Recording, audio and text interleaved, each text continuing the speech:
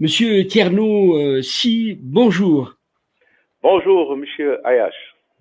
Euh, Vous êtes le directeur général de la BNDE, la Banque nationale de développement économique du Sénégal. C'est une banque d'État, mais est-ce qu'on peut avoir une idée de la structure de l'actionnariat? Merci beaucoup, hein. Merci beaucoup. Effectivement, je suis directeur général de la BNDE. En fait, c'est la Banque nationale pour le développement économique du Sénégal. C'est une banque qui a été créée en 2012, qui a eu son agrément en 2013 et qui a commencé ses activités en 2014. Alors, Mhm. l'actionnariat est divers. C'est une banque qui est un peu le modèle de partenariat public-privé. Parce que l'État est actionnaire à hauteur de 34%, mais nous avons des privés et des institutionnels qui sont aussi actionnaires. Je peux les citer. Donc, la BOAD est actionnaire à hauteur de 9%. Le groupe AXA est actionnaire à hauteur de 5%. Nous avons le groupe Bridge Bank West Africa qui appartient à Yerim Sow, qui est actionnaire à 32,73%.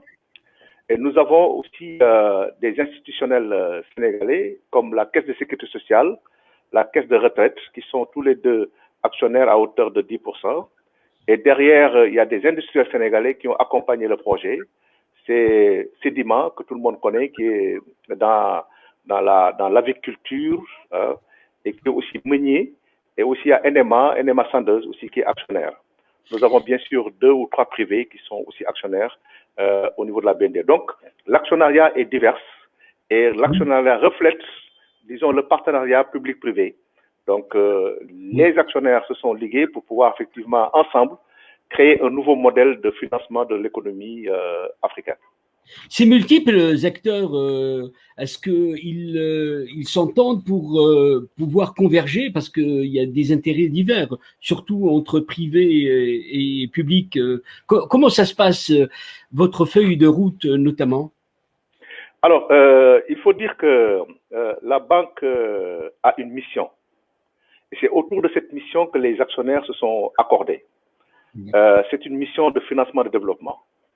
C'est une mission de financement de la vie de l'entreprise, euh, de sa création jusqu'à son développement et éventuellement en cas de restructuration. C'est une mission aussi d'accompagnement des secteurs stratégiques qui ne sont pas bien accompagnés par le secteur bancaire. C'est le secteur de l'agriculture, c'est le secteur de l'artisanat, c'est le secteur de l'agro-industrie, etc., etc. C'est Mhm. aussi une banque qui doit aussi varier ses cibles en mettant l'accent par contre sur les PME-PMI.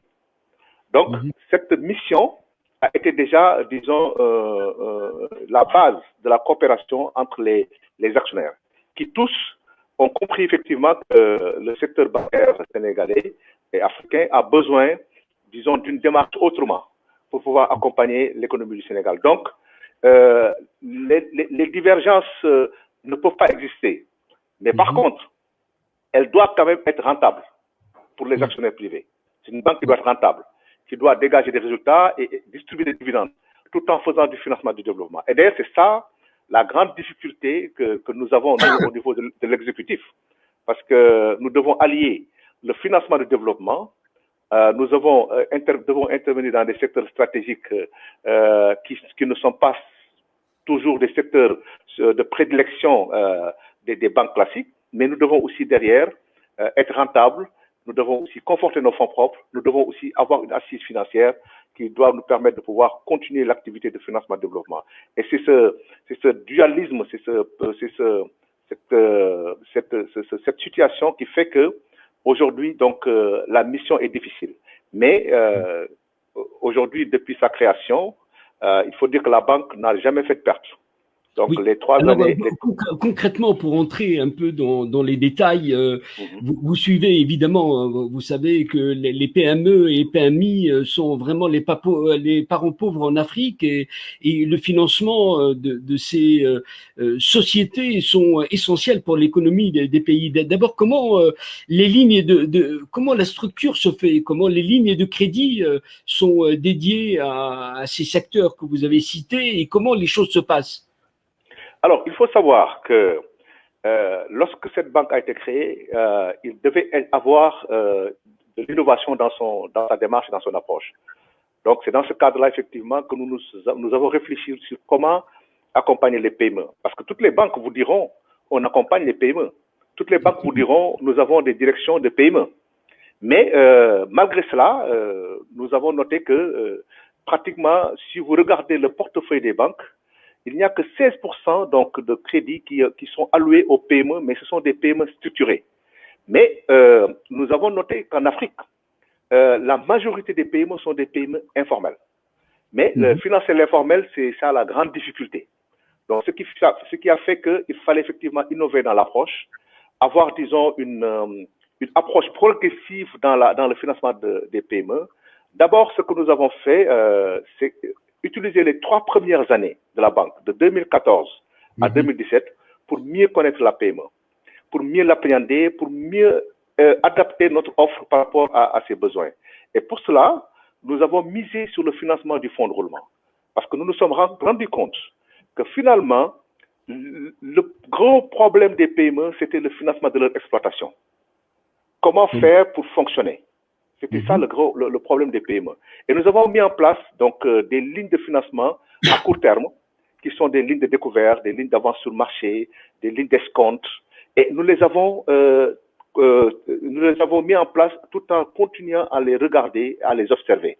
Et sur la base donc de ces lignes, nous avons approfondi notre connaissance de ces PME-là. Lorsque nous avons appréhendé donc le fonctionnement de ces PME, lorsque nous avons créé la confiance avec ces PME, nous avons identifié parmi elles un besoin d'investissement fort que d'ailleurs les dirigeants avaient mais qu'ils ne pouvaient pas engager parce qu'il n'y avait pas de banque derrière. Nous les avons donc accompagnés sur la deuxième phase. Entre 2017 et 2019, nous avons mis le focus sur le financement de l'investissement. Et ça a permis à beaucoup de PME qui avaient du potentiel, qui étaient sur les marchés, qui ne pouvaient pas progresser, de pouvoir maintenant être beaucoup plus à l'aise sur le marché et d'attaquer le marché avec des produits nouveaux et avec de l'investissement nouveau. Alors, cette phase de financement de l'investissement n'a été possible que parce que des bailleurs de fonds aussi ont eu confiance à la BND, nous ont donné les lignes de financement qu'il faut. Donc, il faut les citer, c'est la BOAD, c'est la BAD, c'est ITFC, c'est ICD, c'est Afreximbank. En dehors de cela, effectivement, l'État du Sénégal, qui est l'actionnaire principal, a apporté ses ressources longues pour nous permettre d'accompagner donc les PME sur l'industrialisation. C'est dans ce cadre d'ailleurs que la BND a joué un rôle important dans le financement donc de la transformation de riz pour augmenter la production de riz local. C'est dans ce cadre effectivement que la BND a investi donc à financer les entreprises dans la transformation des matières comme l'arachide pour en faire de l'huile. Et c'est dans ce cadre que nous sommes en train aujourd'hui de financer l'anacarde pour en faire un produit fini et un produit industriel que le Sénégal pourrait exporter. Donc, les montants sont différents en fonction de la taille de l'entreprise. Nous pouvons prêter de 10 millions à 300 millions jusqu'à 1 milliard, jusqu'à 6 milliards. C'est en fonction de l'entreprise et en fonction aussi des ressources que nous avons avec nos bailleurs de fonds et avec la clientèle. Pour mieux comprendre vos propos, comment, et les incarner surtout, comment est composée cette galaxie dans laquelle vous évoluez? Décrivez-nous un peu la typologie des entreprises, puisque c'est très important de les connaître. Alors, vous savez, je pense que la typologie des entreprises sénégalaises, on peut dire que c'est la typologie des entreprises africaines d'une manière générale. C'est d'abord, vous avez peu d'entreprises structurées. C'est des PME structurées qui sont très bien organisées et qui ont des états financiers et qui ont une gouvernance assez classique qui leur permettent d'accéder au système bancaire facilement. Ces PME, aujourd'hui, n'ont pas de problème et elles peuvent effectivement aller dans n'importe quelle banque trouver le financement qu'il faut. Mais vous avez la PME non structurée qui est dans tous les secteurs d'activité, aussi bien le commerce, l'industrie, le numérique, le BTP. Toutes ces PME-là, aujourd'hui, n'ont pas accès au système bancaire classique parce qu'elles n'ont pas pu avoir les éléments nécessaires d'appréciation de ces banques. Alors, donc, nous, ce que nous avons fait, c'est de les rassurer en essayant donc de comprendre leur fonctionnement, par le biais des flux qu'elle nous donne et par le biais aussi des partenaires avec lesquels elle travaille. Et sur la base de cela, donc, nous avons essayé donc, de comprendre le mécanisme, de comprendre les produits adaptés à ces entreprises, de leur proposer, mais aussi de chercher à trouver les partenaires de ces entreprises-là en essayant de mettre en place une chaîne de valeur. La chaîne de valeur nous a permis de capter le fournisseur de l'entreprise, le client de l'entreprise et de pouvoir comprendre effectivement les problématiques de fonctionnement de l'entreprise et de mettre en place maintenant des produits financiers qui permettent d'arroser toute la chaîne de valeur. Et ça nous a permis de créer des communautés économiques donc, qui sont dans les secteurs d'activité et ça nous a aussi permis de créer des liens entre les différents secteurs d'activité. Je prends le cas du riz. Oui. Le riz, lorsque le Sénégal a pris l'option d'aller vers l'autosuffisance en riz, il a fallu effectivement trouver un mécanisme pour mettre en face le distributeur, le transformateur et le producteur.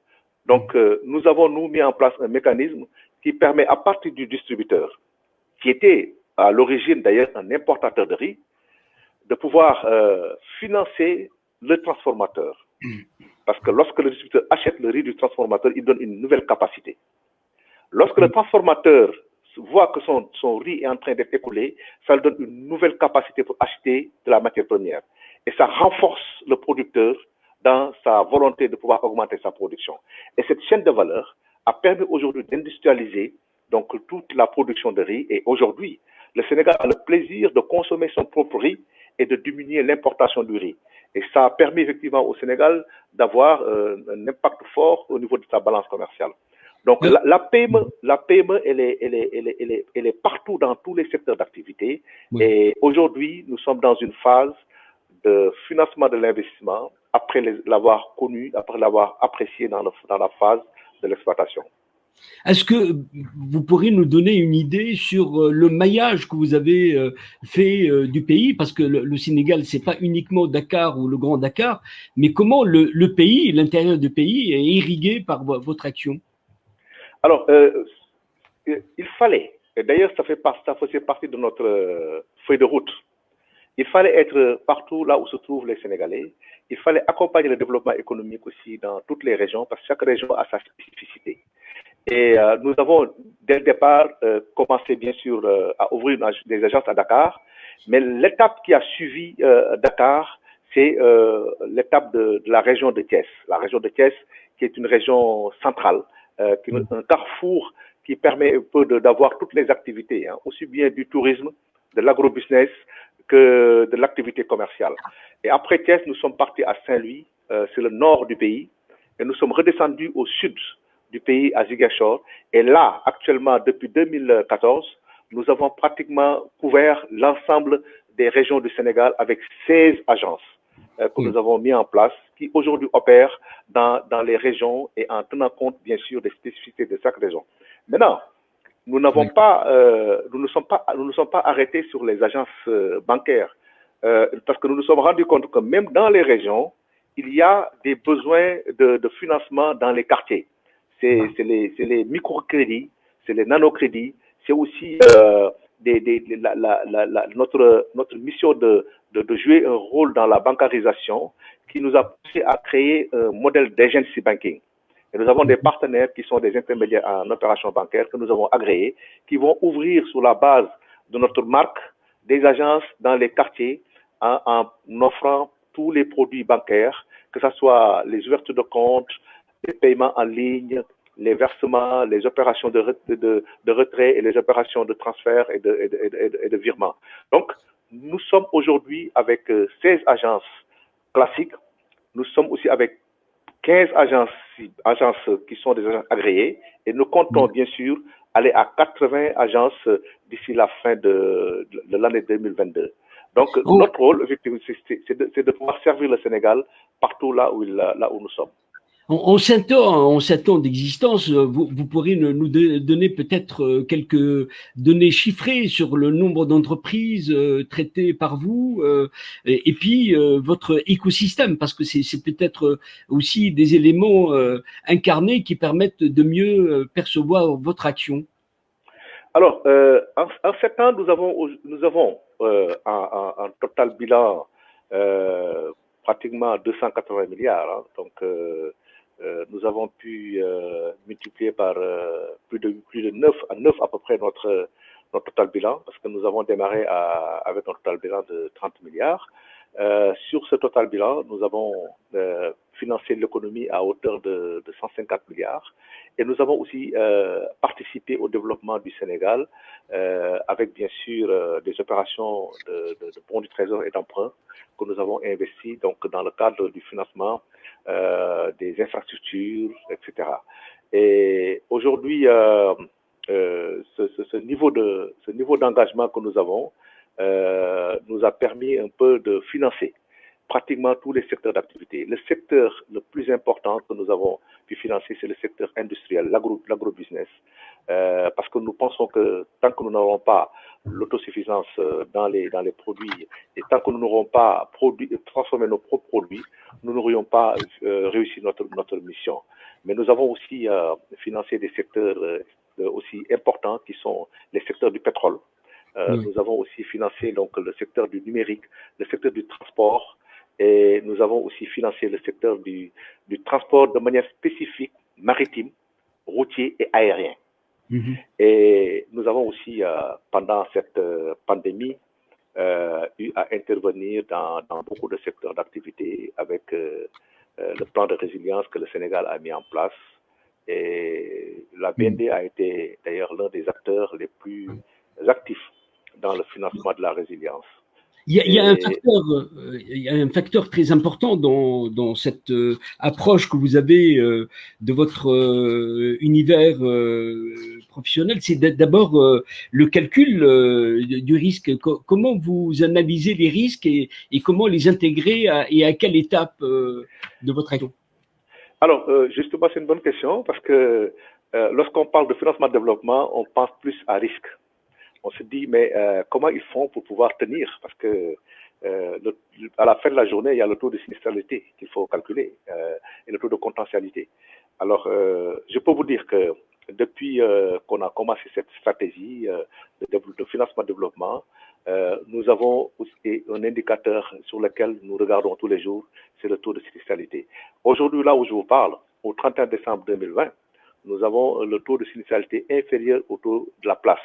Nous sommes à peu près à 4% de taux de sinistralité, alors que sur la place, nous sommes à plus de 4% de taux de sinistralité. Et nous avons toujours eu des taux de sinistralité inférieurs à la place de Dakar et à la place de l'UEMOA. Alors, ce que nous avons fait, c'est que nous avons misé sur l'approche de proximité. Nous avons cherché à connaître l'entreprise, à connaître sa gouvernance et à avoir un suivi dans les financements que nous faisons. Nous avons mis en place un système de contrôle des utilisations que nous faisons. Nous avons mis en place un système de suivi donc, de l'activité de l'entreprise et nous avons mis en place un système d'anticipation des problèmes de l'entreprise. Lorsque nous sentons qu'il y a un problème qui va venir, même si l'entreprise ne le sent pas, nous anticipons pour pouvoir gérer la situation afin de lui trouver les moyens de sortir de cette situation. Et nous avons aussi mis en charge, pris en charge aussi des facteurs d'atténuation hein, qui nous ont été donnés par des fonds de garantie hein, qui sont quand même assez importants. C'est le FSA, le Fonds de solidarité africain, c'est FAGAS, c'est aussi le fonds GIP. Nous avons un fonds de garantie local qui nous couvre en matière de risque. Mais pour moi, la garantie, elle est accessoire au crédit. Elle n'est pas le principal. Ce qui est important, c'est la vie de l'entreprise, c'est le suivi de son activité, c'est l'anticipation, mais aussi de proposer à l'entreprise des produits adaptés à son activité. Et c'est sur ça qu'on a misé. J'ai deux équipes fortes qui jouent sur ce facteur-là. C'est l'équipe de recouvrement à l'amiable, c'est-à-dire lorsqu'on sent que l'entreprise a des difficultés, on se lève, on va voir, on discute avec son manager. Lorsque on sent que l'entreprise est en investissement et qu'il faut le suivre, il y a une équipe qui s'appelle Suivi des engagements, qui va voir tous les jours l'évolution donc des projets que nous finançons. Et le fait de se rapprocher des promoteurs, le fait de se rapprocher des managers, fait que nous avons effectivement créé une famille entre nous et l'entreprise, et ça crée de l'assurance, ça crée de la sécurité, et ça nous permet un peu de jouer sur le taux de sinistralité. Vous avez parlé des PME et des PME, mais aussi il y a le financement du développement des grands projets. C'est qu'aujourd'hui, quelle est la place du plan d'action prioritaire et votre place et le plan aussi Sénégal émergent qui sont là et quel est votre degré d'engagement dans ces grands projets et quelle est la manière d'opérer pour vous? Alors, vous avez raison. Lorsqu'on est banque de développement, même si on a la cible prioritaire qui est la PME, il faut qu'elle soit dans un environnement qui évolue et qui progresse. Et nous sommes dans un pays qui a un plan de développement, d'abord le PSE et même maintenant le PAP 2A, qui est quand même un plan cohérent, et que je considère personnellement comme une feuille de route, hein, parce que il y a tout est tracé. Donc les secteurs prioritaires ont été tracés et les axes importants pour le développement de ces secteurs prioritaires ont été tracés. Donc c'est dans ce cadre-là d'ailleurs d'abord que nous sommes bien intervenus dans le plan Sénégal émergent en finançant des agropoles, en finançant aussi des projets structurants, je l'ai dit tout à l'heure, dans le transport maritime, qui sont des projets du plan Sénégal émergent. Mais nous avons aussi accompagné le plan Sénégal émergent en donnant les moyens aux structures privées qui travaillent dans l'installation des grandes infrastructures, comme les autoroutes, comme l'aéroport de Diass, etc., etc. Donc, nous avons financé les PME et les entreprises qui ont participé à cela. Mais nous finançons aussi l'économie sénégalaise par le biais des levées de fonds que l'État fait dans le cadre des projets structurants, avec bien sûr des emprunts obligataires et des bons du Trésor. Mais le PSE a été un exemple pour nous, a été aussi, disons, une expérience que nous avons pu gagner, et ça nous a permis un peu de voir l'avenir par rapport au PAP 2A. Le PAP 2A est le nouveau plan du Sénégal dont la limite est fixée en 2024. Et le PAP 2A a l'avantage de tenir compte des contraintes et des problèmes que nous avons tous vécus pendant la pandémie. Parce que la pandémie a révélé beaucoup de choses, a révélé des limites, a révélé aussi, disons, des problèmes dans le fonctionnement de certains secteurs, et a révélé aussi le fait que certaines priorités doivent être mises en avant. Et le Sénégal en a tiré leçon et a mis en place donc le PAP 2A en essayant donc de prioriser des secteurs stratégiques. C'est toujours l'agrobusiness, c'est important, mais aussi le secteur de la santé, le secteur du numérique, le secteur du BTP et le secteur de l'énergie.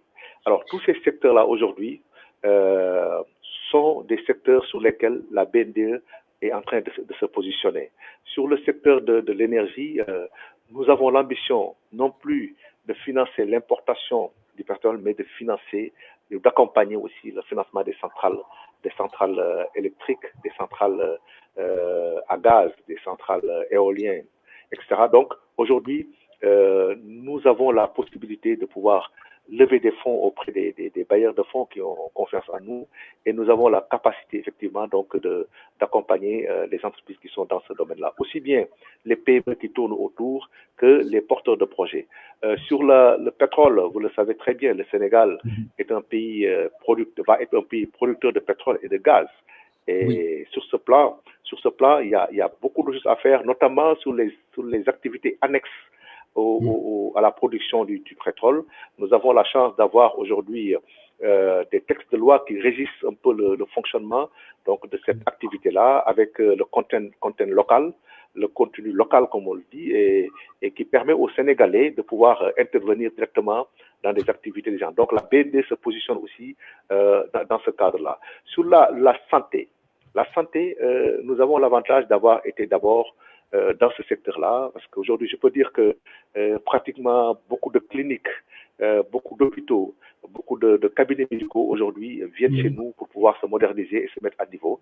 Et sur la santé, nous avons l'ambition, effectivement, d'accompagner la création des grandes cliniques, mais privées, qui vont effectivement intervenir dans la mise à niveau de la santé. Et on a commencé déjà à cela.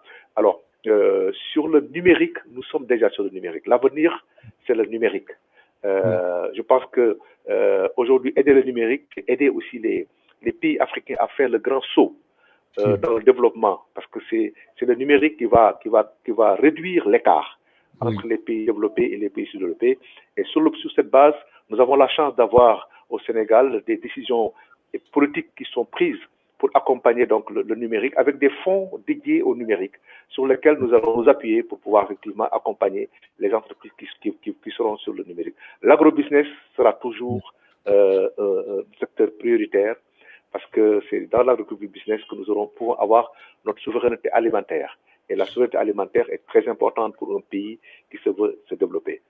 Alors, il y a tant de sujets en réalité à couvrir, mais juste d'un mot pour conclure.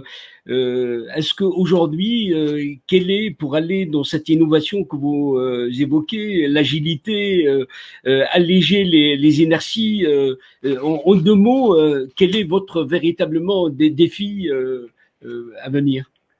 Alors, les défis à venir, c'est d'abord nous-mêmes aller vers la digitalisation totale pour la BNDE, parce qu'il faut qu'on soit souple, qu'on soit flexible, qu'on soit plus accessible, même si nous le sommes déjà, mais il faut qu'on soit plus accessible pour la clientèle. Et pour cela, nous avons effectivement, nous allons développer donc la digitalisation. Nous avons aussi choisi de diversifier nos offres clientèle, en plus de l'affacturage que nous avons, en plus du crédit bail que nous allons développer la finance islamique aussi, avec la microfinance islamique digitale. Mais ce qui est important, c'est plus notre volonté de pouvoir, au-delà même de notre activité au Sénégal, d'exporter notre expérience dans les autres pays, parce que le Sénégalais, il est partout. Et notre rôle aussi, c'est de pouvoir lui donner les moyens d'accompagner le pays. Nous avons l'ambition d'attaquer aussi la sous-région avec les pays qui sont proches du Sénégal, mais qui ont aujourd'hui une diaspora sénégalaise extrêmement dynamique. Thierno Sil, je vous remercie d'avoir été notre invité. Je rappelle que vous êtes le directeur général de la Banque nationale de développement économique du Sénégal. Je vous remercie d'avoir apporté ces clarifications et ces informations sur la BNDE. Merci. Merci beaucoup, M. Hicham Ben Yash. C'est à moi de vous remercier. Voilà, donc merci pour cette interview. Merci beaucoup.